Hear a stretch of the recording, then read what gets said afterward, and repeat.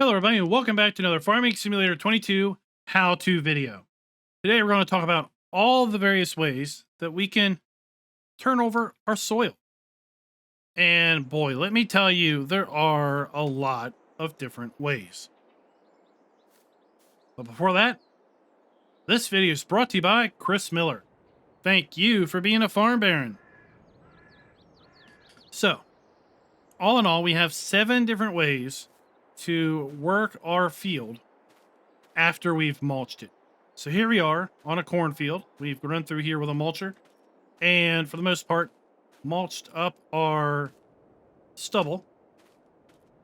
And now we are ready for the next phase of the project, and that is going to be to prepare the field for seeding. We have multiple tools that we could use for this. We have the traditional moldboard plow. We have a new tool to Farming Simulator in the Spader. We have the return of the Subsoiler. We have the old trusty Cultivator. We have a new classification in the Shallow Cultivator. We move on to the Power Harrow. And then we're going to conclude with a new classification in Farm Sim in the Discaro. So let's go and talk about each of these and why we might want to use each one in particular. So the good old trusty plow. We're going to use this on any field that we have planted previously corn, soybeans, potatoes, or sugarcane, because those crops are what's going to trigger the need plow state. And if you're on a field that has a need plow state, you want to remove that need plow state as best you can, because, well, you're going to get a 15% yield penalty. A yield penalty if you plant a crop and grow a crop on a field that has a need plow state. Now, the need plow state may show up on a brand new save, on a brand new map, where you may have random fields that have a need plow state. So that is something you're going to want to check out as you are starting your gameplay on a specific field. Once you have made sure that none of the fields that you're using have a need plow state, well, then you can be rest assured you won't need to plow, pardon the pun, unless you plant corn, sugar beets, potatoes, or sugarcane. And if you do plant those, then that is when you're going to need to, once again, bring out the plow and drag it through the field. Now you'll see that we are bringing up small stones with our plowing at approximately 7 miles per hour. And plows will typically require a fair bit of horsepower because we are digging through the soil at a decent depth. And as such, it's a fair bit of work. So there you go. Now there's another benefit to plowing that is irregardless of a yield penalty. And that is that fields that are plowed will not grow weeds. So between plowing and harvest, there will be no field growth in a plowed field. Now, as far as the stones go, we can come through here and roll them back down into the ground with a roller. We won't have to use a stone collector. And the advantage of using a roller over a stone collector is that we get a seed bed bonus state, which will then give us a little bit of a yield benefit. Now let's turn on this spader and let me show you the spader in action, because it is pretty brutal, and I wish I could get my camera the way I want it to be. But the way the spader works is it's basically, you think of it as a whole lot of little shovel blades on a spinning cylinder. And as we drop this down in the ground, these shovel blades are basically going to be scooping up the earth, and then these big wheels on the back are going to be kind of compacting it back down. Now, first thing you suddenly see is a spader is significantly slower at just 5 miles an hour, and we're getting up big rocks. So we're getting up big stones from the spader. So the spader is digging down deep and bringing up large rocks. The only way to clear these large rocks is going to be to use a stone collector. We're not going to be able to use a roller to roll these bad boys back down underneath the ground. Now, according to the help documents and the tutorial online, spaded soil is not supposed to provide weeds. Now, what we're going to see here in a little bit is that spaded soil is indeed, at least as of the recording of this video, which is using version 1.1.1.0 of the game. As of that version of the game, spaded soil is causing weeds to appear. Now, spaded soil does also clear the need plow requirement. Now we have our trusty subsoiler, and the subsoiler is also going to give us a cultivated type look. It is going to clear the need plow requirement, and as you can see, it is also, just like the spader, bringing up large stones. So if we subsoil our ground, we're also going to need to use the stone collector in order to pick up these stones. If we don't pick up the stones, well, then we're going to damage our machinery as we continue to use it on the field. So if we take a look here at our information layers, we're going to see that we have cleared the need plow state with our plow, our spader, and our subsoiler. Now, also, I believe according to the help documents and the tutorial, I think I'm remembering right that the subsoiler is not to generate weeds, but it is. So again, as of 1.1.1.0 release of the game, spaders and subsoilers are producing weeds.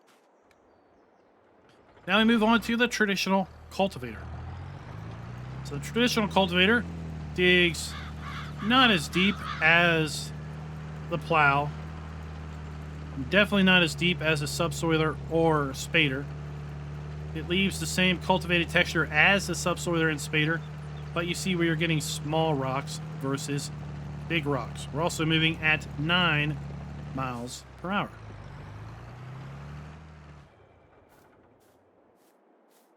Now we will also get weeds with the cultivator. As I said, the cultivator does not clear the need plow state, so it's good for pretty much prepping any field post-harvest that doesn't have a need plow state to it. Now we move on to our shallow cultivator.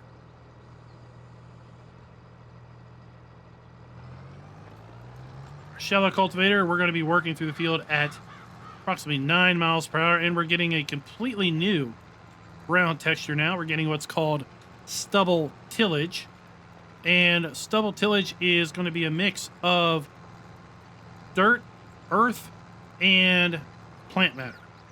It's basically what we're seeing here is a mixture of earth and plant matter, because a shallow cultivator in theory is not digging down deep enough to integrate all of the plant matter into the soil. So we get this dirt and plant matter mixture. It is a perfectly fine seed bed. According to the tutorial documents,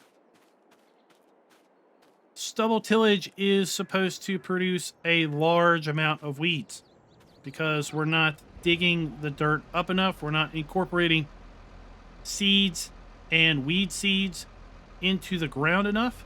And as such, we should get pretty rapid weed growth back in our soil. Now, what do we see in practice in Farm Sim 22 as of the current release of the game? No weeds. So I think that's a bug. I think it's going to be corrected, that this is going to generate weeds.